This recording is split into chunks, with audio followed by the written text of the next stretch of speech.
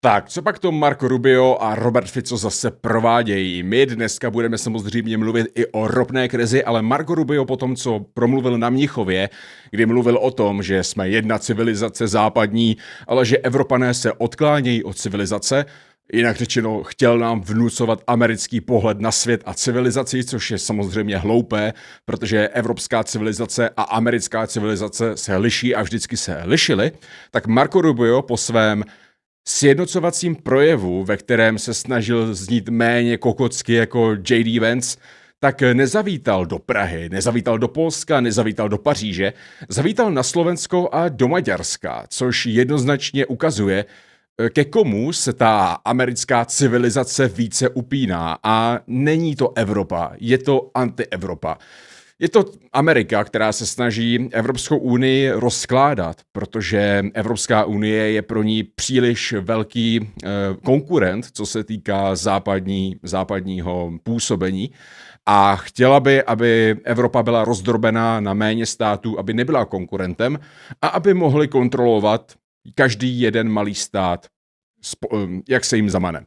Ono to dává i smysl. Dává logiku, že Velká federace ruská, Velká federace čínská a Velká federace americká z nějakého důvodu si myslí, že by Evropa neměla být federace, neměla by být ani unie, neměla by být jednotná a snaží se nám doporučit, tyhle ty tři velké federace se nám snaží doporučit, že bychom se snad měli rozpadnout a každý jet za svý. Což je poměrně paradoxní. Jaké úmysly asi za tímhle rozpadáním můžou být? No, pojďme se podívat, co se nám Marco Rubio snaží říct, nebo spíše, co se snaží říct Slovákům. Slovákům, které víme, že američtí mocní považují za jeden z pilířů rozmrdávání Evropy. I Jeffrey Epstein měl na Slovensku své oblíbence. Takže tak. Jdeme na to. Vítam vás na tlačovej konferencii po spoločnom rokovaní predsedu vlády Slovenskej republiky Roberta Fica a ministra zahraničných vecí Spojených štátov amerických Marca Rubia. Pán premiér, nech sa páči, odovzdávam vám slovo. Ďakujem pekne.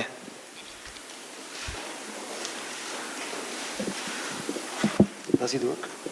Okay, perfect. Aha. Tak.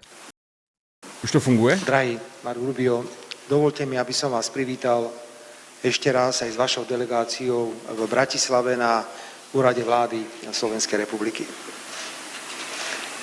Vážené dámy a páni, absolvovali sme spoločne s pánom ministrom najskôr krátke tête-à-tête stretnutie a potom sme rokovali v delegáciách, kde sme do väčších detailov rozoberali témy, ktoré sú podstatou celého našeho dnešného rokovania.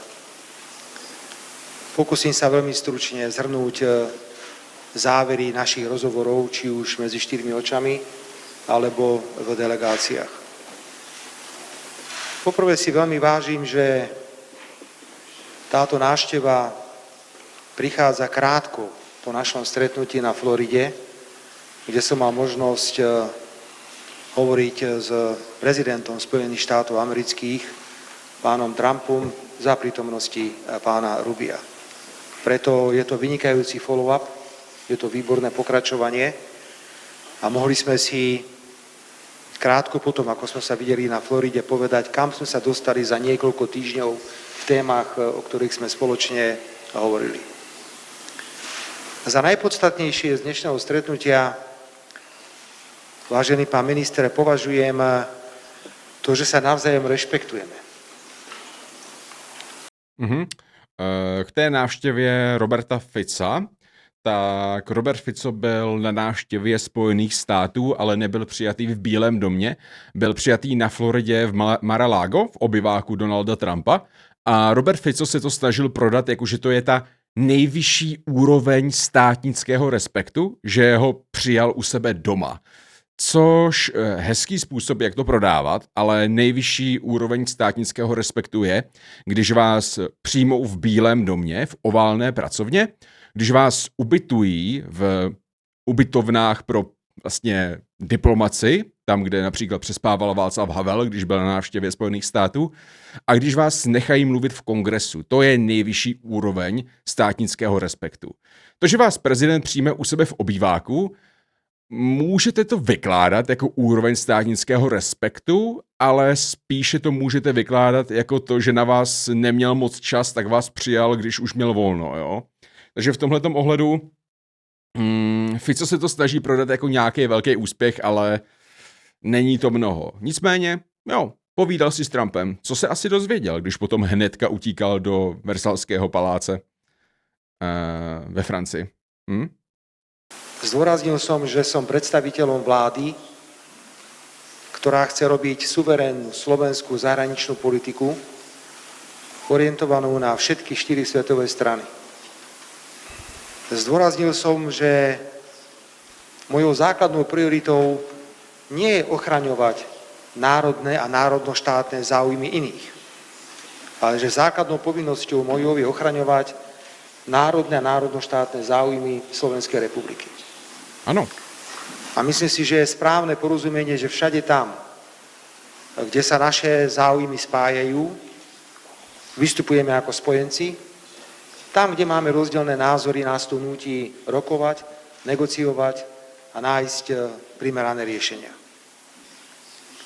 Myslím si, že patrím medzi politikov, ktorí sú v rozhovoroch vždy veľmi otvorení a robím všetko preto, aby som to isté, čo hovorím na stretnutiach súkromných, hovoril aj verejne, preto aj teraz mi dovolte pár záverov, presne tak, ako boli formulované, ako sme si ich s pánom ministrom zahraničných vecí vymenili. Dovolíme, jenom předtím provedu zrychlení, protože opravdu mluví zbytečně pomalu a myslím si, že můžeme provést zrychlení a dát to třeba na 1,35 by mohlo stačit. Tak, dobrý, pokračujeme. Slovensku záleží na spolupráci so Spojenými štátmi v oblasti jadrovej energetiky. 13. februára nadobudla účinnosť medzivládna dohoda medzi Spojenými štátmi a Slovenskom, pokiaľ ide o spoluprácu v oblasti jadrovej energetiky.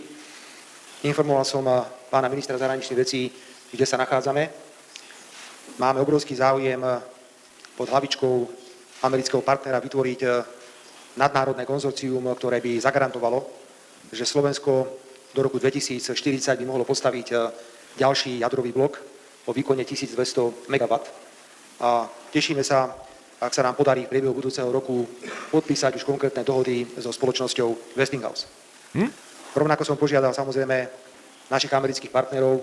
Jo, tak výborně. Amerika nejen, že má Slovensko jako svůj takový ideologický magapilíř, skrze který se snaží rozbíjet Evropu, ale Slovensko samozřejmě i skrze to, že k sobě tahá americký peníze, nebo spíše americkou práci a odvádí do Ameriky peníze, tak si svoji pozici amerického spojence upevňuje. Nicméně být americkým spojencem na úkor toho, že přijdeš o evropské spojence, není úplně dobrý obchod. A Robert Fico říkal, že nemá zastávat zájmy jiných států, že má zastávat slovenské zájmy. To je samozřejmě pravda. Každý slovenský politik musí zastávat slovenské zájmy. Ale je třeba si uvědomit, že slovenské zájmy jsou nejlépe prosaditelné formou různých kompromisů a vytvářením společných aliancí. Jo? Nejlépe své zájmy neprosadíte tak, že budete sobecký. To prosadíte krátkodobě, ale dlouhodobě vás to podělá. Takže to je potřeba si uvědomit, když se mluví o prosazování nějakých národních zájmů, že nejlépe národní zájmy neprosazuje ten, který vyjebe jednou se svým partnerem, totálně ho oškube a zabouchne dveře. Takovej jako samozřejmě může vypadat jako geroj, ale z dlouhodobého hlediska je lepší ta dlouhodobá spolupráce, která nepřinese hnedka hromadu peněz nebo hnedka hromadu respektu, ale přináší postupně, pozvolna, nekonečně mnoho různých menších příležitostí. To je třeba si uvědomit, že takhle se prosazují zájmy malých států. Aj o spoluprácu už v týchto štádiách prípravy tohto projektu, pretože je to projekt, ktorý sa vymýka z rámca Slovenska, dotýka sa aj celej Európskej únie, preto intenzívne rozhovory s našimi európskymi partnermi budú nevyhnutné a v tomto budeme potrebovať aj spoluprácu partnerov amerických. Keď sme pri energetike, informoval som pána ministra zahraničných vecí o tom, čo sa deje v tomto regióne, pokiaľ ide o plyn a ropu. Nebudem zachádzať ďaleko a do detailov. Môžem však len povedať, že Slovensko ako krajina, ktorá vždy bola na začiatku rôznych potrubí, či išlo o ropu alebo išlo o plyn, sa dostalo na koniec týchto potrubí. Sme v nezávideniahodnej pozícii kvôli ideologickým a škodlivým rozhodnutiam Európskej únie. Najmä teraz hovorím o rozhodnutí Repower EU, ktoré zastavuje napríklad toky akéhokoľvek plynu z východu do Európy, počnúc v našom prípade 1. novembrom 2027. Tady je potřeba odmítnout tvrzení, že nebrání ropy a plynu z Ruska je nějaké ideologické rozhodnutí.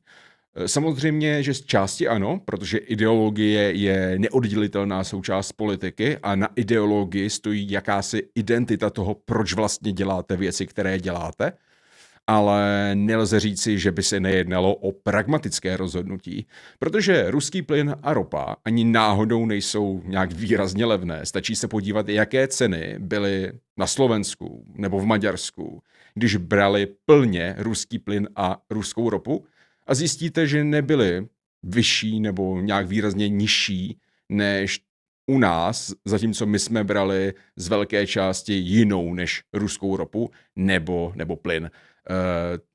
Pohádky o levných ruských surovinách jsou opravdu jenom pohádky. No a k tomu všemu si přečtěte nestabilitu dodávky, přečtěte si, že to Rusové můžou používat jako geopolitickou zbraň a dělají to opakovaně. Přečtěte si, že Rusové například před začátkem války nakoupili kapacity v zásobníkách v Evropě jenom proto, aby ty zásobníky nemohly mít evropský státy a následně ti Rusové ty zásobníky nechali prázdný. Jinak řečeno, chtěli použít ty suroviny k vydírání a jako zbraň proti Evropě a měli to v plánu už od začátku. Tohle to všechno je vysoce pragmatické, když to pochopíte a když si to uvědomíte, tak je vysoce pragmatické se od nich odstřihnout. A to ani nemluvím o tom, že naše peníze financují zbraně, kterými nám potom Rusové vyhrožují, že ano. Takže nejde o ideologii, jde o vysoce pragmatické řešení. Hľadali sme spolu rôzne alternatívy a ja sa naozaj domnievam, že aj zajtrajšie stretnutie s predsedom maďarskej vlády Viktorom Orbánom môže priniesť určitý posun, pokiaľ ide o krízovú situáciu, ktorá momentálne vzniká v oblasti dodávok ropy do Európy a do rafinérií, ktoré kontroluje maďarský MOL. Tretia téma bola téma, ktorá sa dotýkala samozrejme vojny na Ukrajine. Tu má Slovensko svoje originálne, neopakovateľné postoje, ktoré sa nevždy zhodujú s postojmi našich partnerov v Európskej únii, ale to je tá naša otvorenosť, to je tá naša priamosť a to je realizácia suverénnej politiky na všetky 4 svetové strany. Jasne som povedal názor pánovi ministrovi zahraničných vecí, ako my vidíme vojnový konflikt. Myslíme si, že ešte bude pomerne dlho pokračovať. Nevidíme východiska na mierové ukončenie v krátkom čase. A ponúkol som Slovensko ako krajinu, ktorá rozumie jazyku aj na Ukrajine, aj v Ruskej federácii, ako krajinu, ktorá má dobré spravodajské služby, ako krajinu, ktorá je susednou krajinou Ukrajiny, na dobrú výmenu názorov k tejto téme. A pán minister, chcem oceniť prístup vašeho prezidenta, lebo to je prístup človeka, ktorý je veľmi pragmatický a racionálny a chce túto vojnu ukončiť čo najrýchlejšie. Tiež ju považujeme za nezmyselnú, preto ak môže byť Slovensko nápomocné v akýchkoľvek mierových iniciatívach, ktoré budú viesť k ukončeniu tejto vojny, tak sme maximálne pripravení. Vážené dámy a páni. Ano, tady je zase potřeba doplnit, že samozřejmě, že je skvělý, že Donald Trump chce ukončit tu válku co nejdříve. Ukončování válek je opravdu vysoce pragmatické, jenže problém je v tom, že Donald Trump nemá ani tušení o mentalitě ruského cara Vladimíra Putina, takže absolutně neví, jak tu válku ukončit, takže jeho postupy, jeho směřování k té ukončení války je nesmírně špatné, chybné, neefektivní, možná i kontraproduktivní. Tudíž to, že něco chce, je hezké, ale on nedělá nic pro to, aby toho dosáhl, ba naopak dělá přesný opak. Takže v tomhle ohledu to není úplně pragmatické. Tady bych skoro až řekl, že Trump je zaslepený svojí ideologií, kdy věří v to, že každý chce prachy, což v případě ruského dcera není pravda. Ruský dcer chce předně impérium a zapsat se do učebnic. On zná historii, zatímco Trump na historii z vysoka sere. Takže v tomhle ohledu je si třeba uvědomit, že pragmatický přístup Spojených států je hloupost, pragmatický cíl Spojených států je realita. Jo? A pokud bych to řekl trochu jako ficovským jazykem, tak naopak to, že Evropa se odstříhává od ruského plynu a ropy, to je způsob, jak se přiblížit míru. To je způsob, jak to udělat. To je ta pragmatická politika. A ne básnění o tom, že chcete mír. To je ideologie a naivita. Takže mně přijde, že tady je Fico a celkově i Trump vlastně prohozený v tom, co považují za praktické a co považují za ideologické. Chcel by som ešte informovať, že počnúť s 1. júlom 2026 Slovensko preberá predsedníctvo vo výnimočnej štruktúre regionálnej spolupráce, a to je V4, Vyšegradská skupina. Chcel by som potvrdiť slova pána ministra zahraničných vecí, že tento formát by mal byť využívaný nielen na danú regionálnu spoluprácu, ale mali by sme uvažovať aj po postupnom prizývaní partnerov k témam, ktoré v danom okamihu budú veľmi aktuálne.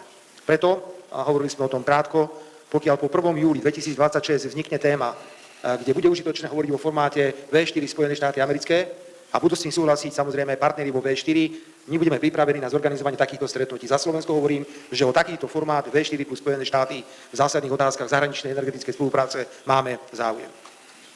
Samozrejme, že sme si vymenili názory aj na množstvo iných.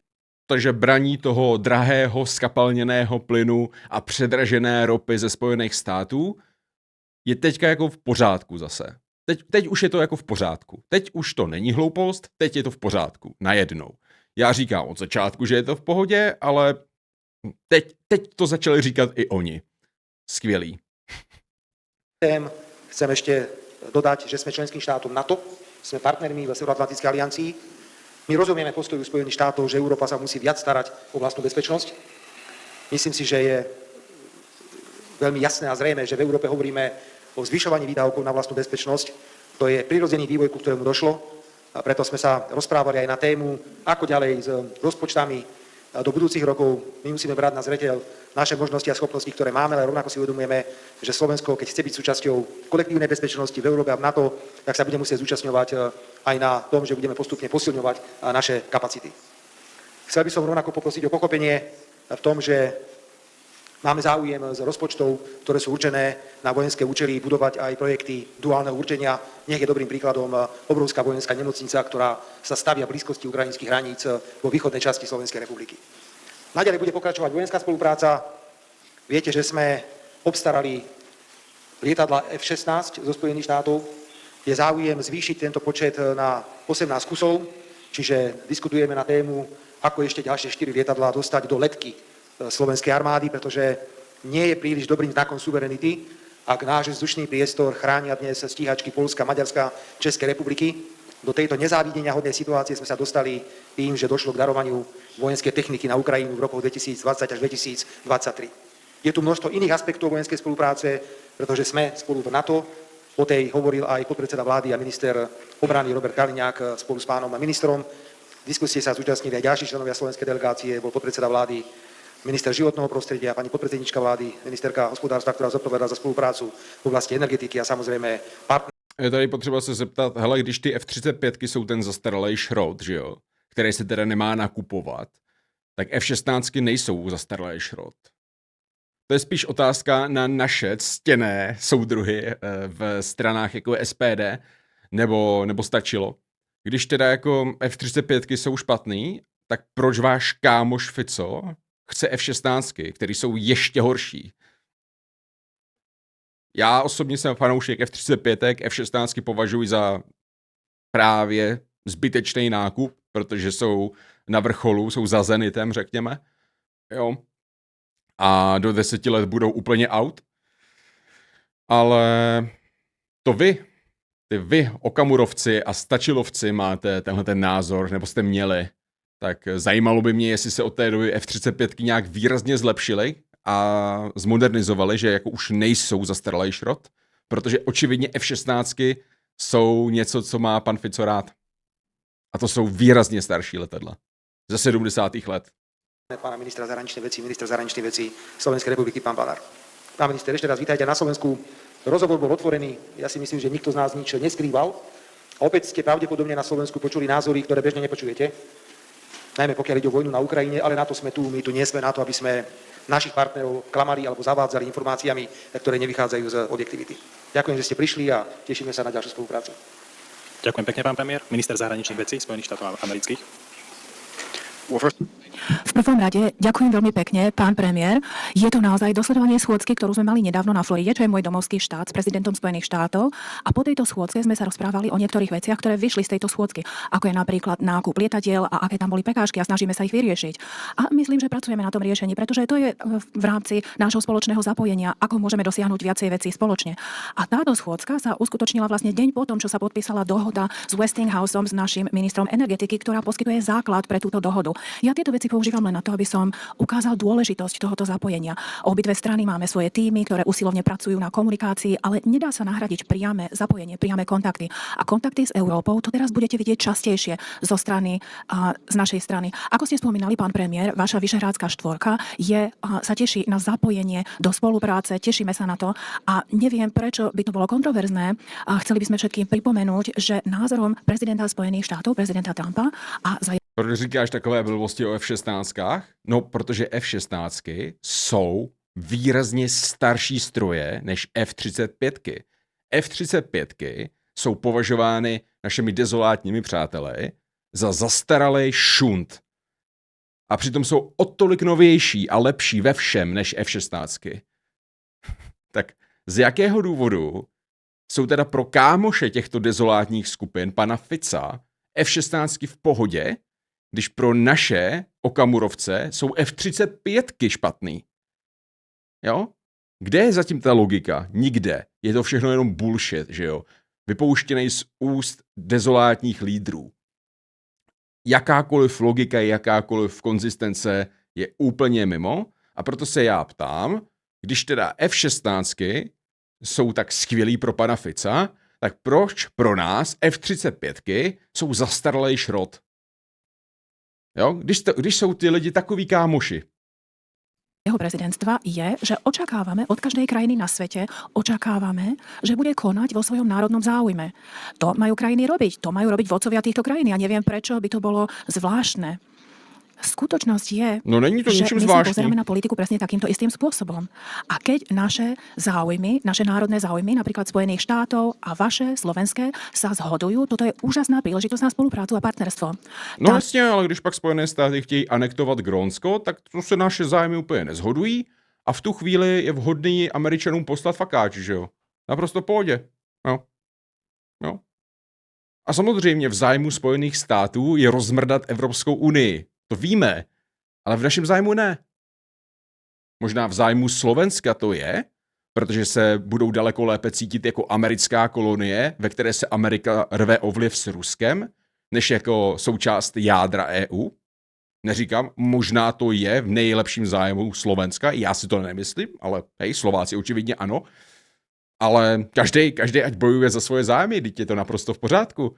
Jenom prostě v zájmu Evropy není anexe Grónska Spojenými státy. V zájmu Evropy není kapitulace Ukrajiny a v zájmu Evropy není, aby ji rozložil nějaký americký hamburgerový zmrt. To je celý. Kde môžu byť niektoré veci, ktoré nie sú celkom zrovnané a tam prichádza do hry toto partnerstvo. Práve vtedy sa snažíme nájsť cestu, ako pokračovať dopredu. Na tom nie je nič zvláštne a toto sa bude diať stále, kým je prezident Trump v Bielom dome. A je mnoho vecí, ktoré máme spoločné, na ktorých môžeme pracovať, ktoré sú dobré pre nás, dobré pre vás, dobré pre Európu. A takisto oceňujem váš vstup, ktorý ste hovorili o vojne na Ukrajine. Je dôležité, aby sme brali do úvahy všetky zretele a vaše názory, ktoré ste vyjadrili aj verejne, sú veľmi dôležité. Je to informované aj geograficky, aj vašou blízkosťou. Je to veľmi dôležitý názor, ktorý musíme zobrať do úvahy v rámci kontextu. Ako som včera spomínal na nejaké otázky, ako odpoveď na otázky v Mníchove, my sa pozeráme na rolu Spojených štátov ako na napomáhateľa pri riešení tejto nákladnej a veľmi krvavej vojny. Veci, ktoré sa tam dejú, sú strašné. Ľudia, teraz je najchladnejšia časť roka a energia, ktorú nemajú, tam je smrť. To je jedno, na ktorej strane. Tie následky sú vysoké, sú strašné a na najvyššej úrovni. Obidve naše vlády sa snažíme napomáhať, ako ukončiť tento strašný konflikt. Je to niečo, na čom nám záleží, ale je to niečo, vy žijete tuto tesne vedľa nich, vy máte s nimi spoločnú hranicu, vy tomu čelíte a čelíte dôsledkom tejto vojny, ale musíte takisto potom čeliť dôsledkom, ktoré prichádzajú z vyjednávaní. Máme takto mnoho príležitostí, kde môžeme spolupracovať. Vy máte príležitosť ako národ nielen preto, že môžete vyrábať energiu, ale takisto máte veľmi výhodnú rolu pri nových technológiách, ako je napríklad umelá inteligencia. Tu je výborná príležitosť, pretože to je priemysel, ktorý závisí na energetike. Vždy hovoríme takisto o predaji vojenských zariadení. Samozrejme, to je dôležité. Program F-16 je veľmi dôležitý. Koukám, že Marco Rubio přišel na Slovensko prodávat F-16 a jadernou elektrárnu, takže jako obchodník dobrý. Nicméně opět musím zopakovat, že to jejich mluvení o míru, to je blbost. To je od začátku hrozná hovadina. Jediný, co dokáže Rusa, který si přišel ve své epochální velikosti získat zpátky impérium, je síla, případně ekonomická likvidace, případně ostřižení od obchodu a tak podobně. Jo? To jsou věci, které vedou skutečně ke zvýšení pravděpodobnosti míru. Mír a jeho pravděpodobnost se zvyšuje ve chvíli, kdy Rusko má ekonomické problémy, kdy Rusku umírají vojáci, kdy Rusko má vnitřní sociální problémy. To je to, co přibližuje mír. Ve chvíli, kdy Rusko bude v pohodě, kdy s ním budete zacházet v rukavičkách a budete mu pomáhat řešit jeho problémy, to je, co mír oddaluje, protože Rusko buduje impérium. Vladimír Putin je car, co se zapisuje do dějin, to je celý. A jakákoliv interpretace toho všeho, co se děje, jakože se to dá vyřešit dílem, obchodem, dohodou a tak dále, to je naprosto vtipný. Jako rok se mluví o míru, za rok se nestalo vůbec nic, ani o milimetr jsme se nepohli v praktickém slova smyslu. Nic, konec. Rozhodně ne kvůli tomu, že by jsme mluvili o míru. Pokud někdo přistoupil třeba aspoň byť na jednání, tak to bylo kvůli tomu, že měl třeba velký ztráty zrovna v tu chvíli a potřeboval čas na doplnění těch ztrát. Program, ale hovorili sme aj o iných veciach, kde môžeme spolupracovať, pretože samozrejme jedným z kľúčových komponentov našich národných záujmov je schopnosť chrániť našich ľudí. Nič dôležitejšie neexistuje. Neexistuje žiadna iná dôležitejšia povinnosť v akejkoľvek vlády, než chrániť svojich vlastných ľudí. Preto sme mimochodom hovorili o dôležitosti nášho partnerstva. Naši partneri musia mať schopnosti v NATO. Vždy, keď to povieme, ľudia hovoria, to znamená, že chcete zanedbať NATO, alebo chcete sa toho pustiť. Nie, my si myslíme, že je dôležité mať silných spojencov, pretože čím silnejší spojenci, tým silnejší sme my a tu by sme chceli zohrávať pozitívnu rolu. A tu môžeme spolupracovať v mnohých oblastiach. Radi by sme s vami spolupracovali na tomto.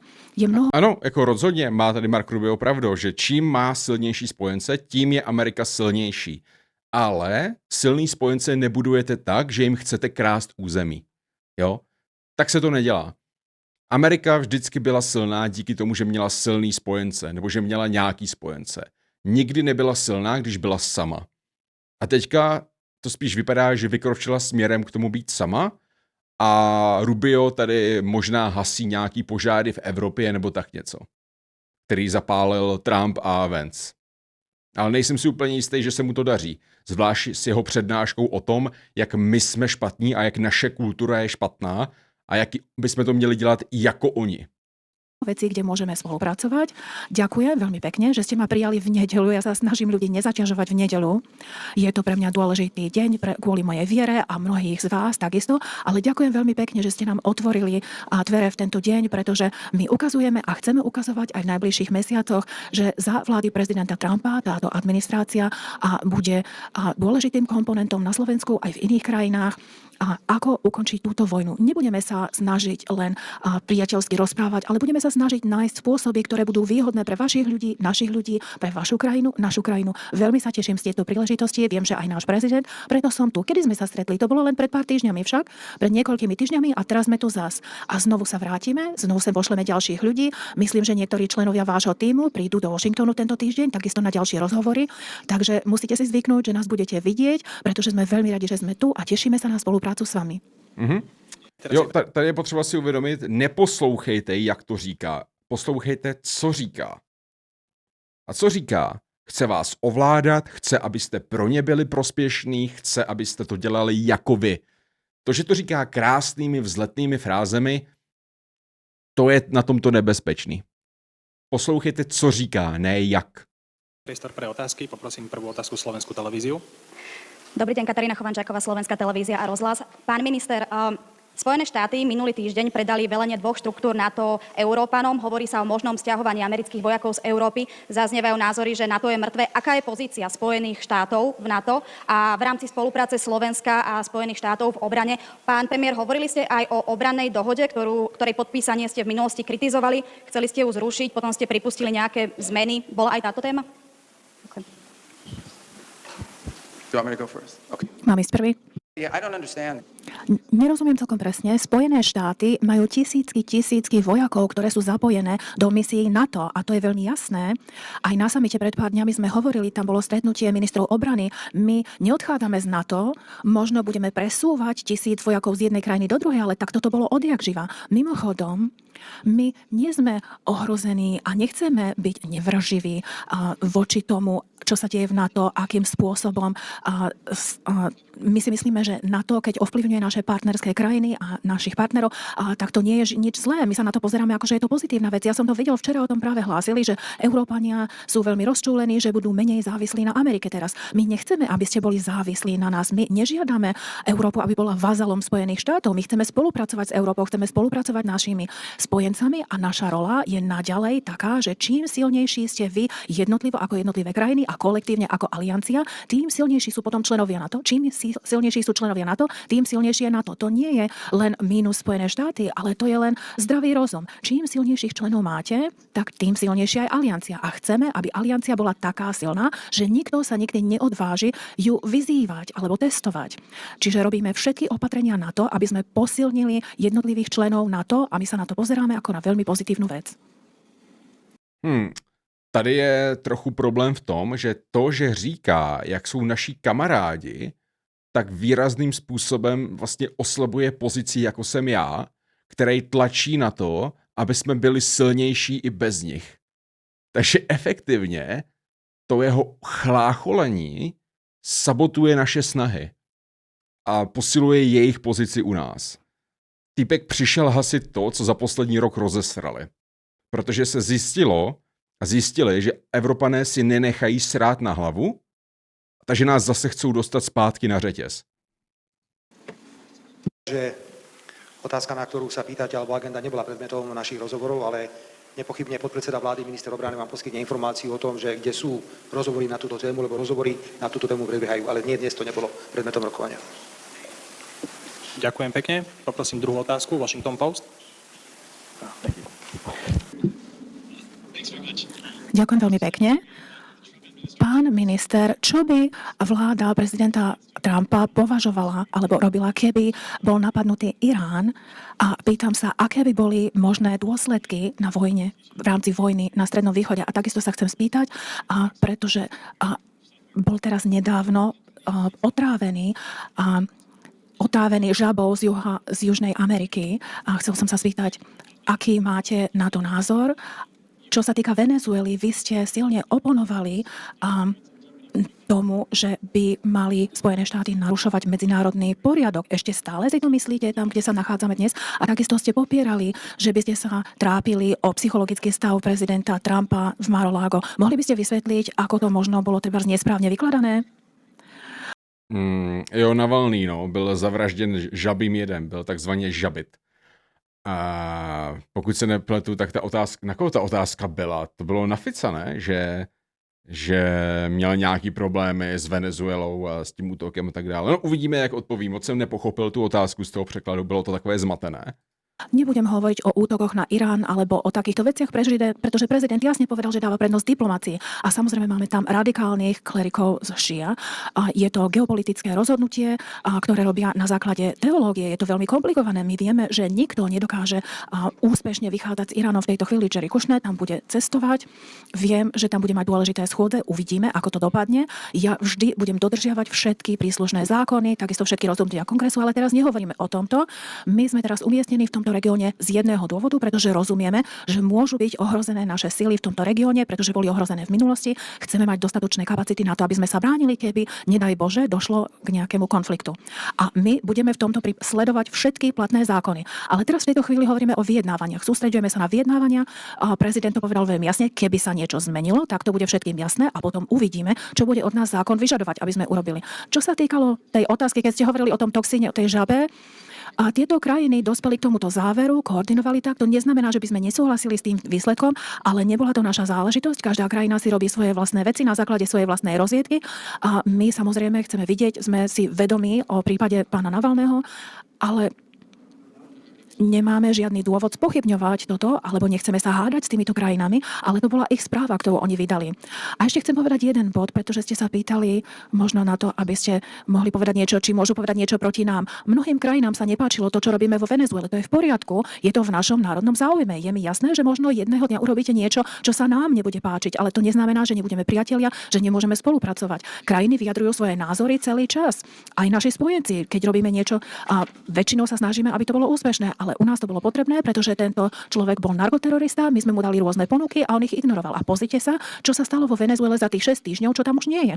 Samozrejme, ešte má pred sebou dlhú cestu, je tam hodne práce, ktorú treba urobiť, ale môžem vám povedať, že Venezuela je dnes na tom oveľa lepšie, než bola pred 6 týždňami. Sme veľmi hrdí na tento projekt. Viem, že niektorí s nami budú nesúhlasiť, ale v každom prípade sa určite môžeme zhodnúť na tom, že Venezuela má teraz príležitosť na novú budúcnosť, ktorú pred 6 týždňami nemali. Jako jasně, je tam příležitost na novou budoucnost. Jaká ta budoucnost bude, je ve hvězdách. Nicméně, co jsem pochopil, tak řekl, že to, že nějaký rozvědky zjistili, že Navalný byl žabit, ho nezajímá, že to jako nehodlá zpochybňovat, ale že je mu to uprdele. Řekl to hezky diplomaticky, ale v podstatě mu řekl tohle. A řekl, že ho nezajímá, co si myslí Slováci o Venezuele, protože je to v jejich národním zájmu dělat ve Venezuele to, co tam dělají a si Slováci říkají, co chcou. A jednou, až Slováci udělají něco, co se nelíbí Americe, tak hold budou zase Američané držkovat, protože očividně, když držkují Slováci na Ameriku a když držkuje Amerika na Slovensko, tak to je vyvážený stav, rozhodně, v každém případě. A ta první situace, a to, že jednají v Iránu, jasně, posílají tam 2 svazy letadlových lodí kvůli tomu, že chcou pojistit bezpečí. Spíš bych řekl, že to je tlak na to, aby vyjednavači vyjednali z lepší pozice. Jinak řečeno, abych jejich americký vyjednavač mluvil s iránským vyjednavačem, zatímco za svýma zádama má 2 letadlové lodě. To se pak vyjednává trochu jinak, no. Takže, ale děkujeme Marku za lekci diplomatické řeči. Bylo to velmi, velmi krásné. Velmi krásně si řekl, že hodláte použít sílu na Irán a že jsme vám uprdele. Hezky to řekl. A nemám žiadny dôvod sa vyhýbať odpovedi na vaše otázky. Viete, vždy, keď niekomu vadí, ako sa Slovensko suverénne správa, tak sa automaticky snaží vytvárať prekážky takémuto suverénnemu správaniu sa. Nebojte sa, nevyhnem sa vaše otázky, len použijem iný príklad. Rozhodol som sa suverénne, v duchu našej suverénnej politiky, že sa zúčastním na oslavách 80. výročia konca druhej svetovej vojny a víťazstva nad fašizmom v Moskve. A mal som na to 1000 dobrých dôvodov, pretože bola to Červená armáda, ktorá oslobodovala Slovensko v rokoch 44 a 45. A či veríte alebo neveríte, Složená z Ukrajinců. ale 2 členské štáty Európskej únie, 2 členské štáty NATO, naši partneri, mi nedovolili preletieť cez ich územie do Moskvy. Nepamätám si, že by mi niekto z americkej administratívy hovoril, že nechoď tam. Keď som išiel na oslavy konca druhej svetovej vojny do Číny, tak som bol šokovaný, ako celá Európska únia odignorovala tieto oslavy, čisto z politických, ideologických dôvodov. Ja som mal 1000 dôvodov dobrých ísť do Číny, aj som išiel. A ty byli? Potom sa mi to také zvláštne, že keď sa stretnem neformálne s niektorými mojimi kolegami, tak sa ma pýtajú potichu, no čo ti povedal ten prezident Putin a čo ti povedal ten prezident Xi Jinping. My musíme viesť dialog, pán redaktor. My sa musíme rozprávať. Rozhovory nám vytvárajú priestor na získavanie vzácnych informácií. Presne ako nahováram teraz, musíme viesť dialog s Ruskou federáciou, musíme viesť dialog s ruským prezidentom Vladimírom Putinom. Ak nebudeme viesť dialog, tak nemôžeme tvrdiť, že máme záujem ukončiť vojnový konflikt, ktorý dnes vidíme na Ukrajine. Fér, vedte dialog, ale během toho dejte Ukrajincům zbraně, dejte jim energii, dejte jim peníze a vězte, že s vámi Rusové povedou o to vyrovnanější dialog, o co víc vojáků budou ztrácet na frontě. Jako pokud budete jenom vést dialog a necháte oběť být zabíjena, tak s váma samozřejmě žádný ruský car jednat nebude. Nebo s váma bude jednat a bude si z vás dělat prdel, že jo? Já nechápu, že zrovna Slováci nechápou ruskou duši, teď bydlej hned vedle. Nechápou ruskou duši. Takovou dobu u nás byli, takovou dobu nás okupovali a my furt nechápeme ruskou duši. A nebo ji chápeme, a nebo jsme vychcaní a vykládáme hovadiny, protože nám jde o to, aby Rusko vyhrálo. A takto sa dostávam k vašej otázke. Jednoducho, nie každému sa páči, že sme suverénne nadviazali komunikáciu, pokiaľ ide o spoluprácu v jadrovej energetike, tak prišli klebety, výmysly. Ja sa nebudem nimi ani zaoberať, pretože vždy to tak je. Keď urobí suverénna slovenská vláda nejaké rozhodnutie, ktoré je v súlade s našou politikou na všetky 4 svetové strany a niekomu tu vadí, tak sa robia prekážky. Vymýšľa sa, klebetí sa a robí sa zle. To je odpoveď na druhú časť vašej otázky. Pokiaľ ide o prvú časť vašej otázky, a to je otázka Venezuely. Slovensko je krajina, ktorá má 5,5 milióna obyvateľov a nedá sa porovnávať ekonomicky s veľmocami, ktoré tu dnes máme. Proto by možná mělo spolupracovat s dalšími malými a středními státy na platformě EU a přestat si hrát na suverénní stát. No. Pak by možná mohlo dosahovat nějakých výsledků. Tak jako dřív. Od té doby, co je Slovensko suverénní, to s ním jde od 10 k 5. A my dôsledne vychádzame, pán redaktor, z určitých princípov. Poprvé náš princíp prvý je, že máme prioritne záujem na mierovej spolupráci. Na miery. Skvělý. Aj preto mám úplne iné názory na vojnu na Ukrajine. Ja nepodporujem vojnu na Ukrajine. A naďalej tvrdím, že sú tu niektoré členské štáty Európskej únie, ktoré si želajú, aby vojna pokračovala. Nebuďte srab, řekněte jméno. Řekněte jméno. Kdo? Chcem súčasne povedať, že držíme sa zásady nezasahovať do vnútorných záležitostí iných krajín. Viete, čo je smiešné, keď idem navštíviť Čínu, máme vynikajúce strategické partnerstvo a novinári sa ma pýtajú, či som vytýkal Číne spôsob riadenia vnútorných vecí. Každá krajina má právo vybrať si svoju cestu. To je ďalšia zásada, ktorú sami riadíme. Potom je to samozrejme tretia zásada, a to je otázka medzinárodného práva. Na niektoré veci máme iný názor. Pokiaľ viem, tak Spojené štáty americké nie sú signatárom Medzinárodného trestného tribunálu. My sme. Možno aj na iné veci máme rozdielne názory, ale to sme predsa na úvod zadefinovali. Tam, kde máme rovnaké názory, tam nás to... Opravdu právě Robert Fico před Rubiem řekl, jak má rád Čínu.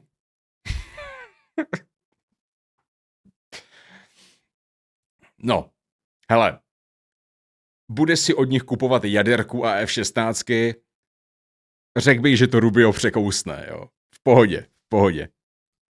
Kde máme rozdielne názory, poďme sa o tom rozprávať, viesť negociáciu a dôjsť k nejakému záveru. Čiže všetky postoje, ktoré my formulujeme, vychádzajú z týchto princípov. To je napríklad dôvod, pán kolega, prečo my sme doteraz neuznali Kosovo. Lebo sme presvedčení, že Kosovo vzniklo v rozpore s medzinárodným právom.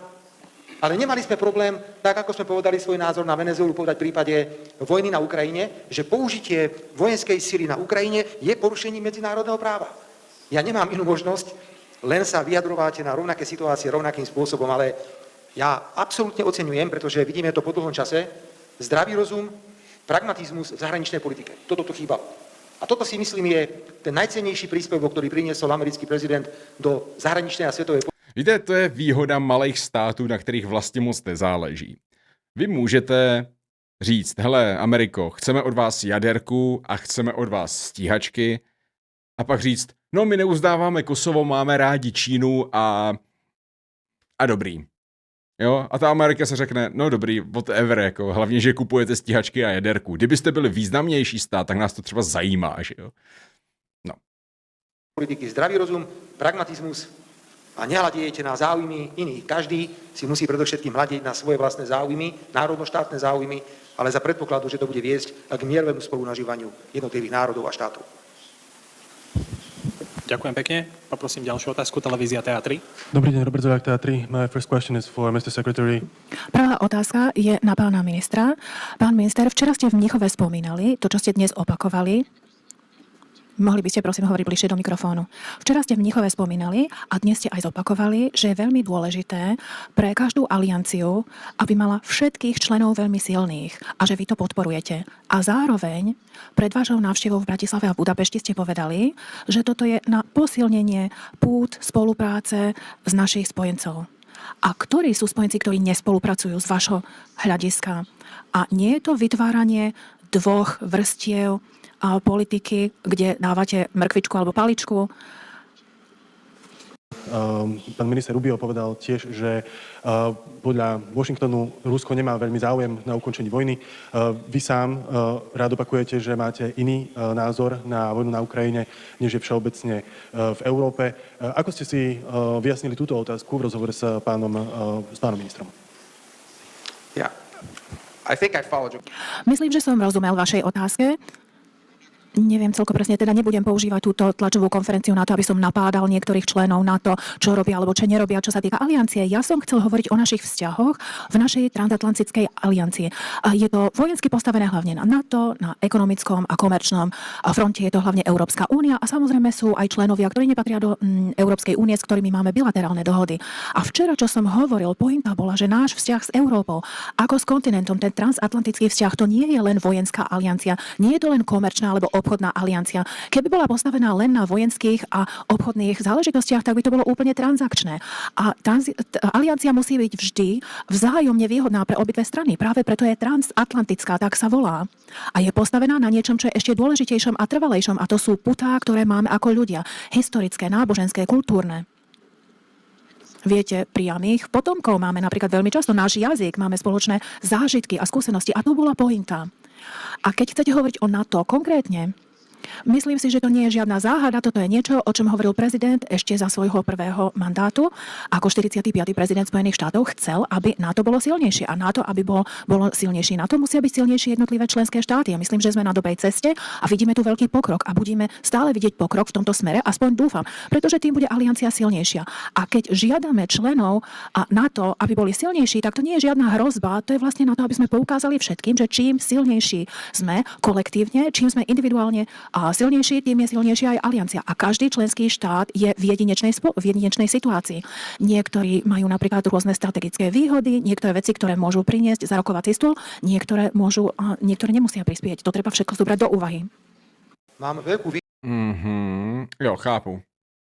Takže to, o čem jsme mluvili na začátku, že Američané samozřejmě chtějí mít silný vazaly. Jo. Takže oni chtějí, aby ty jednotlivé státy byly silný sami za sebe, ale zároveň se jim nelíbí, když ty jednotlivé státy spolupracují v rámci jednotné Evropy.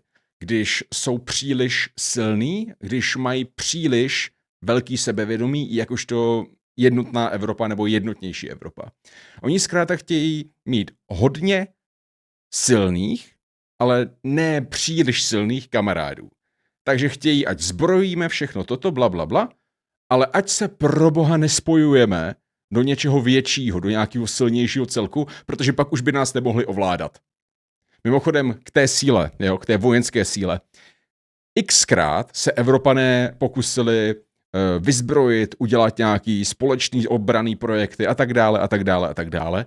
Vždycky přišli Američani a začali držkovat, ať to neděláme, že to oslabuje pozici Ameriky a že to rozbíjí vztahy v NATO. To je dobrý si vždycky připomenout, když Američané začnou mluvit o tom, jak chcou mít silný spojence. Vždycky jim šlo jenom o to ovládat. Vždycky. Teď už to jenom akorát jako neskrývají tolik. I když Marko to tady přišel říct hezky zakulaceně, jo? Ne tak ostře jako dřív. výhodu, pretože ja nemusím rozmýšľať, čo poviem, akú odpoveď, lebo poviem to isté, čo hovorím stále od samého začiatku. A určite by to mohol potvrdiť aj pán minister zahraničnej veci, čo som dnes povedal. Európska únia, alebo niektoré členské štáty únie sú v pasci. A tá pasca je v tom, že čelíme bezprecedentnej kríze Európskej únie, pokiaľ ide o konkurencieschopnosť. Naozaj máme problém. Európska únia je ekonomicky v hlbokej kríze. A pokiaľ si nepovieme, že sme prijali nezmyselné ideologické klimatické ciele, tak sa z tejto krízy nikdy nedostaneme. A v tejto situácii, sme v určitém útlumu, neříkal bych tomu krize. Niektorým členským štátom povedať, urobili sme chybu pri vojne na Ukrajine. Veď stratégia bola veľmi jasná. Už v apríli, 3 mesiace po začiatku vojny, na stole v Istanbule bol pripravený dohovor, ktorý mohol vojnu ukončiť. A prišli niektorí západní politici, predovšetkým z Európy, ktorí povedali, nesmiete to urobiť. Lebo si mysleli, že cez túto stratégiu vojny, podporovania Ukrajiny, sankcií, pôžičiek sa ekonomicky a politicky Rusko oslabí. Dnes všetci vieme, že táto stratégia nefunguje. Víme? Ale krajiny, ktoré túto Funguje. Jako jediné, co nějakým způsobem nutí Rusko aspoň částečně s námi mluvit, je to, že na něj vyvíjíme tlak. Jako Robert Fico vážně si myslí, že on je ten, kdo způsobil, že Rusko je nuceno jednat? Ne. Ne. Jako ztráty, krev a ekonomické škody. To je důvod, proč aspoň občas Rusko s někým mluví. Rozhodně by nestačilo líst Rusku do zadku. To nedosáhnete ničeho. Naprostý dejlulu. Naprostý, ale neskutečný. On si myslí, že s Ruskem se dá jednat z pozice slabosti. Do prdele. Ani Spojené státy nemůžou jednat s Ruskem z pozice slabosti. stratégiu podporovali od samého začiatku, nemajú odvahu sa priznať a povedať, stačilo. Pán redaktor, hovorili sme o číslach, že koľko je reálne obetí tejto vojny.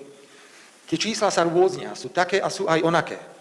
Fakt je ten, zoberte si pero a papier a napíšte si to a keď sa tu na konci tohto roka stretneme, tak vás budem s tým konfrontovať. Európska únia poskytuje teraz pôžičku 90 miliárd eur pre Ukrajinu. Z toho, prosím, opravte, má 60 miliárd na zbrane a 30 miliárd má ísť na fungovanie Ukrajiny ako také. Ne. 30 miliard je na domácí rozpočet a 60 miliard je na utracení v Evropě i za zbraně. Já jsem hrdý. Je to půjčka, která je jedním z kroků, který můžou vlastně dotlačit Rusko k tomu být ochotnější jednat o míru. Je to tedy půjčka, která je mírová, protože mír lze dosáhnout pouze skrze sílu, skrze nátlak. Rusko nechce mír, Rusko chce impérium a k míru ho musíte donutit. A nebo ho se můžete vzdát. Samozřejmě, vždycky se můžete vzdát. Ale nikdy nestačilo vzdát se impériu, že jo? Nakonec to vždycky vedlo jenom k další válce. Že som na Európskej rade odmietol účasť na tejto vojenskej pôžičke. Viete, čo sa stane? V decembri budeme všetci rátať. Ďalšie 100 000 mŕtvych na strane ruskej a na strane ukrajinskej.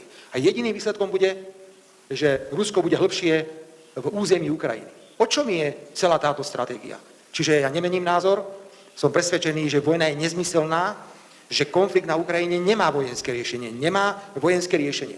A ak sa v tomto konflikte bude pokračovať bez záujmu sa rozprávať, tak výsledkom budú iba 100 000 mŕtvych ľudí a silnejšie... A když se rozpráváme se už rok.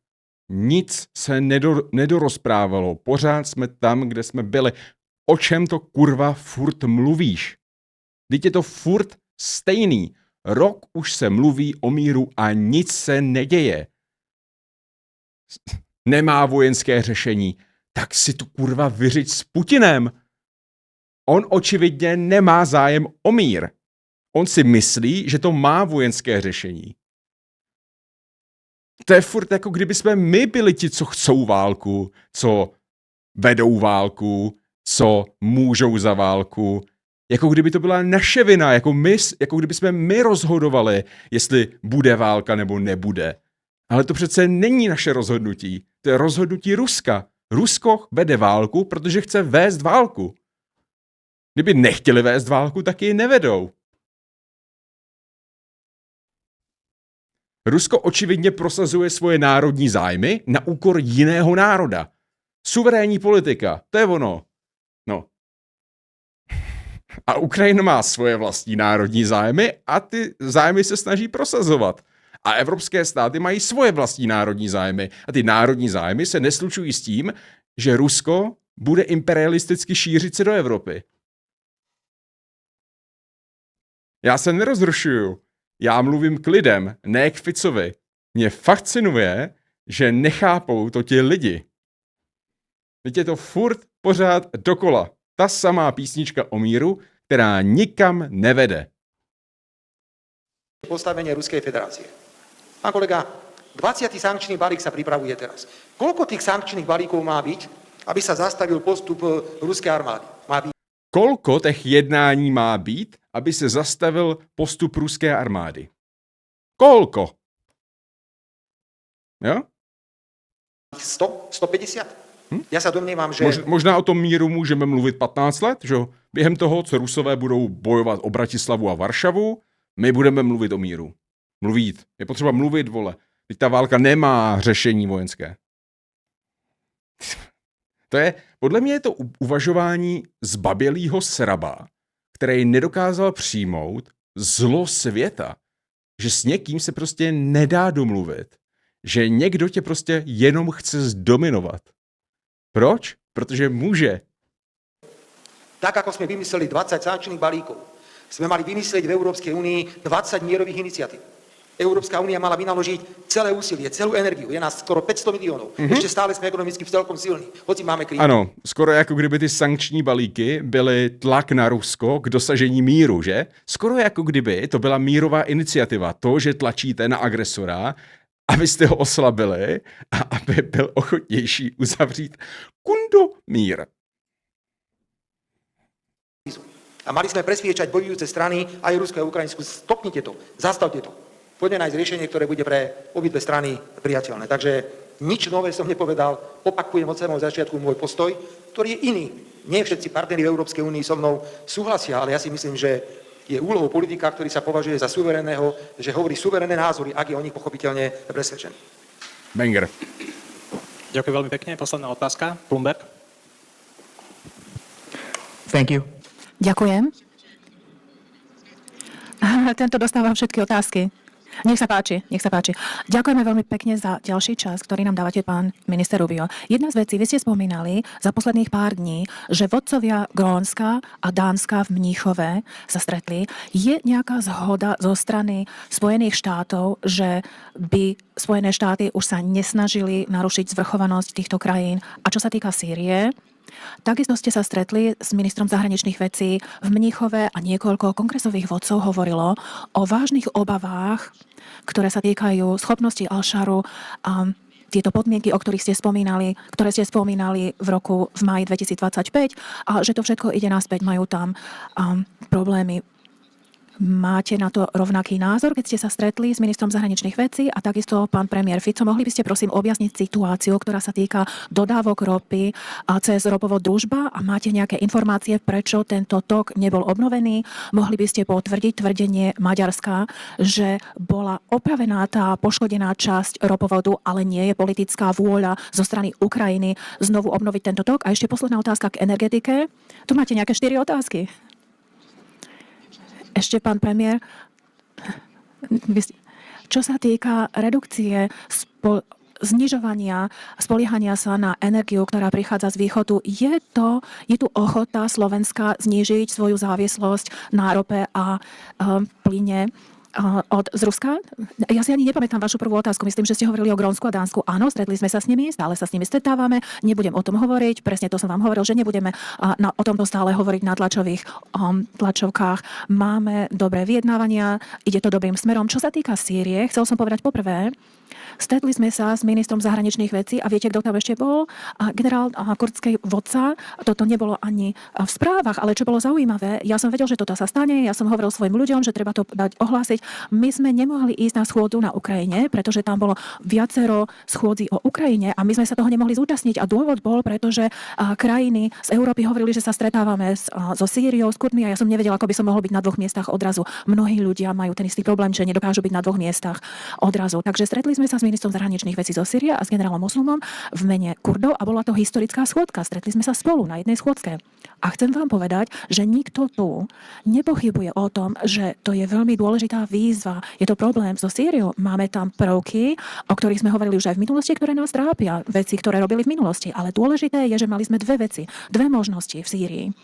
Prvá možnosť bola, že necháme ich rozpadnúť sa na 18 rôznych kusov, budú tam mať masovú migráciu, bude to zdrodná pôda pre terorizmus a to bola teda prvá možnosť. A druhá možnosť bola, že sa budeme snažiť zistiť, či by bolo možné spolupracovať s prezidentom Basharom a jeho tímom. A hádajte, čo sme zvolili? Možnosť číslo 2, pretože to je logickejšie. Bude to jednoduché? Nie. Bude to ťažké? Určite. Bude to hore a dole? Budú tam lepšie a horšie dni? Určite. Ale skutočnosť je taká, a ja nehovorím, že teraz by sme mali vyhlásiť víťazstvo a mať slavnostný sprievod, ale faktom je, že táto situácia, keď vypukla na severovýchode Sýrie, my sme tam išli, prezident sa zapojil osobne nie raz, ale dvakrát s prezidentom Al-Sharom povedal, prestaňte bojovať, aby sme mohli zajatcov ISIS stadiaľ presunúť, ktorí tam páchajú veľké zlo, aby sme ich mohli presunúť, aby sme potom mali viacej času pracovať na tejto reintegrácii Kurdov a národných sýrskych síl. A viete, Al-Shara to urobil. A teda dodržal slovo doteraz, samozrejme musí to robiť aj naďalej, ale to sa nám podarilo dosiahnuť. Podarilo sa nám aspoň dosiahnuť, že s tým súhlasila. To je dôležité, pretože sa nám podarilo presunúť týchto zajatcov do Iraku, aby už neboli ohrozovaní. To znamená, že potom hromadne neunikali a neboli tam nejaké ohrozenia ľudí ani v budúcnosti a dáva nám to čas pracovať na tom, na integračnej dohode, s ktorou súhlasili medzi Damaškom a silami.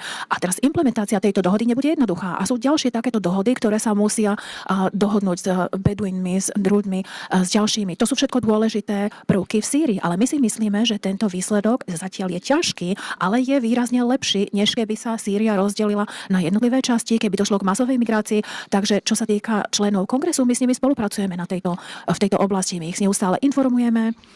A vlastne veľvyslanec Berek bol minulý týždeň v Washingtone pred kongresovými výbormi. Vždy hovorí veľmi rovno a priamočiaro, aké sú s tým problémy, aké sú tam ťažkosti, ale my si myslíme, že to smeruje pozitívnym smerom, hoci sme tam určite často otestovaní. Niektoré dni sú ťažšie, niektoré nás veľmi trápia, ale páči sa nám ten smer, ktorým ideme. Máme dobré dohody, ktoré sú zapracované a teraz je dôležité ich skutočne uviesť do praxe. Toto sú moje dve otázky však. Si spojiť. Teda, to bylo vyčerpávající, ale nemám k tomu co říct. Obidve vaše otázky a odpoviem naraz jednou odpoveďou. Keď krajiny bojujú, ako to je v prípade Ukrajiny, tak sa už nehľadí na nič. Používa sa propaganda z jednej strany, z druhej strany. A tak ako Ukrajina obvinuje Ruskú federáciu, že zneužíva energie, ako sú ropa a plyn na politické účely, Ano. tak aj druhá strana zase obvinuje Ukrajinu, že robí to isté. Pán redaktor, my sme pravidelne cez Slovensko ťahali plyn, ktorý išiel cez Ukrajinu na Slovensko do západnej Európy. No, A zarábali sme na tom na tranzitných poplatkoch okolo 500 miliónov eur ročne. no, Ukrajina tým, že tranzitovala ruský plyn do Európy, zarábala na tranzitných poplatkoch okolo 800 až 900 miliónov eur ročne. no, A prišlo ideologické rozhodnutie. Cez Ukrajinu sa nebude ťahať ruský plyn, to znamená, nebude sa ťahať ani cez Slovensko. no. Pravdepodobne Ukrajine tá miliarda nechýba, pretože dostávajú obrovské príjmy, obrovské pôžičky. To sú To je debil. Víš, ona ta miliarda není zas tak důležitá, když Rusko těch miliard má stovky z toho samého tranzitu. Jo, ono to je jako takový, musíš si vybrat. To není možný. To není možný.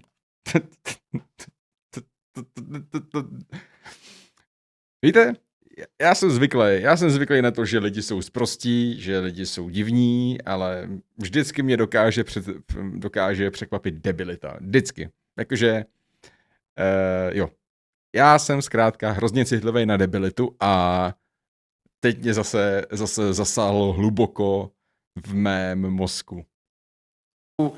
100 milióny, to sú miliardy, to sú jednoducho také sumy peňazí, o ktoré si nevieme ani predstaviť. Za týchto podmienok chcem povedať, že Slovensko sa správa veľmi zodpovedne. Mohli by sme byť urazení a mohli by sme prijať odvetné opatrenia proti Ukrajine. Je to tak? Ale my na Ukrajine Mohli byste třeba přestat vydělávat peníze na tom, že prodáváte Ukrajině zbraně, nebo že jí prodáváte palivo, nebo že jí prodáváte energii. Přišli jste o jedny prachy, mohli byste klidně přijít o další peníze. To byste byli jako skvělí v tom. Jako, přestaňte, ty vole, přestaňte nám brát peníze, nebo my se dobrovolně připravíme o další peníze. To je výhruška, panečku, to jim ukáže zmrdům jeden. Vole. Nevidíme prezidenta Zelenského. Nevidíme politikov. Ja tam vidím deti, ženy a rodiny, Blbý. ktoré potrebujú prežiť ťažkú zimu. Tak, správně. A preto sme sa rozhodli, že napriek tomu, čo nám Zelenský urobil, že nás obralo 500 miliónov eur ročne, dodávame na Ukrajinu elektrickú energiu, to sú tzv. Špeciálne zásielky elektriny, keď im zlyháva energetický systém. A my im dodávame, či tomu veríte alebo neveríte, aj plyn. To jste hodný Napriek moc. tomu, že z východu na západ už netečie. Pýtate sa súčasne aj na ropu, tak chcem povedať, Zadarmo že to děláte. je tu rozhodnutie, ktoré sa nazýva Zadarmo. Repower EU, ktoré 1. novembra 2027 zastavuje akýkoľvek tranzit ruského plynu do Európy, Pořádku. čo nám spôsobí obrovské ťažkosti. blbý, Obrovské co? ťažkosti. Nechcem Blbý. to tu teraz vysvetľovať. Jo, řekni tomu americkému ministrovi, jak nechceš jeho plyn. Jen mu to pověz. Ale ako krajina, ktorá sme boli na začiatku rúry, sme na konci rúry. Nemáme k dispozícii prístavy s LNG terminálmi. To nám mimoriadne komplikuje situáciu. A hovorili sme o tom s pánom ministrom zahraničných vecí. Ja si myslím, že pri povojnovom usporiadaní Ukrajiny je treba sa vážne rozprávať o vlastníctve plynovodu, ktorý ide cez Ukrajinu. Jo. Aby sa nestal naďalej nástrojom pri vydieraní jednotlivých krajín. Teraz k tej rope a k situácii, ktorá je v tomto okamihu. Ukrajina sa domáha členstva v Európskej únii. Sú tu krajiny, ktoré nehovoria pravdu Ukrajine a sú tu krajiny, ktoré hovoria pravdu Ukrajine. Řekni jméno, ty sráči. Jinak elektřinu, kterou dodává Slovensko na Ukrajinu, tak Temelín vyrábí 14 dní. Jo, zas takovej vejvar to není. 14 dní produkce Temelínu Slovensko ročně prodává na Ukrajinu. Jak jenom dokáže někdo nahradit tyhle ty masivní dodávky? Jak by to jenom někdo dokázal? Maďarsko je dlhodobo absolútne férové voči Ukrajine, keď hovorí, že nebudú súhlasiť s členstvom Ukrajiny v Európskej únii. My na Slovensku hovoríme, že môže vstúpiť Ukrajina do Európskej únie za predpokladu, že splní všetky nevyhnutné podmienky. My teraz nemôžeme oklamať Srbsko, nemôžeme oklamať Čiernu Horu, nemôžeme oklamať Albánsko. Tieto krajiny sú 100-krát lepšie pripravené na vstup do Európskej únie. A proč ne? Jaké jsou ty suverénní zájmy Slovenska na tom, že nemůžeme oklamat Černou Horu a Srbsko? Co je ten suverénní zájem na tom, aby jsme se k Srbsku chovali spravedlivě? Jo, jakože není to on náhodou, o můj bože, ideologický zájem Roberta Fica? Neskutečné. On má ideologii šílené. Únie, ako je Ukrajina. Ja neviem, pán redaktor, kto zbombardoval ropnú infraštruktúru na Ukrajine. Ja neverím ani jednej, ani druhej strane. Budem veriť len tomu, čo vidím na vlastné oči. Už to bolo toľko klamstiev z jednej aj z druhej strany, že nemám odvahu povedať, kto zbombardoval alebo zničil časť ropnej infraštruktúry. My máme informácie, že už by to malo byť opravené. Len si myslím, že opäť dodávky ropy zo strany Ukrajiny smerom do Maďarska na Slovensko sa stali predmetom politického Kdo dodává palivo do Temelína? Westinghouse. vydierania. A tlaku na nás, hlavne na Maďarsko. Tak teda Maďarsko súhlas s členstvom Ukrajiny v Európskej únii, možno prídu dodávky ropy. Myslím si, že budeme mať k tomu zajtra stretnutie. Momentálne dodávky fungujú všetko, pokiaľ ide o výrobky zo Slovnaftu, z rafinérie tu na Slovensku. Rokujeme s vedením tejto rafinérie, prijajme všetky potrebné opatrenia. Myslím si, že aj Slovnaft sa správa veľmi zodpovedne v tejto téme, ale to, čo sa deje dnes okolo ropy, vnímam ako politické vydieranie smerom k Maďarsku kvôli nekompromisnému postoju Maďarska a členstvu Ukrajiny v Európskej únii. Som veľmi otvorený a priamy a nedávam si v týchto otázkach národno-štátnych záujmov žiadne servítky pred ústa, pretože keď je ohrozené Maďarsko, pokiaľ ide o ropu, je ohrozené aj Slovensko, pretože všetkú ropu pre slovenskú rafinériu nakupuje Maďarsko, keďže rafinéria v Bratislave je vo vlastníctve maďarskej spoločnosti, ktorá sa nazýva MOL. To máte blbý, no. Ďakujeme veľmi pekne. Toto bola posledná odpoveď. Dovidenia. Tak jo, tohle to byl krásný rozhovor mezi Markem Rubiem a Robertem Ficem, plný pravdivých informací, nepřekrucování faktů, neemocí a zcela pragmatické politiky. Bylo to krásné si zase jednou poslechnout nějakého chytrého Slováka, po tom, co jsem tak dlouho poslouchal samý debilní Poláky, hloupí Američany, fanatizovaný Němce, stupidní Francouze, prostě konečně zase mi to ty Slováci všechno krásně chytře řekli. Ne, jak ti hloupí Poláci. Bylo to krásné a bylo toho dost. Dobrou noc a šáteček, dámy a pánové, co sledujete záznam. My na streamu se jdeme podívat na to, co pan Fico, ctihodný, to slovutný premiér slovenského státu, tak nakousl na konci, a to je ropná krize, ropné problémy Slovenska. Tak sledujte dál, jdeme na to.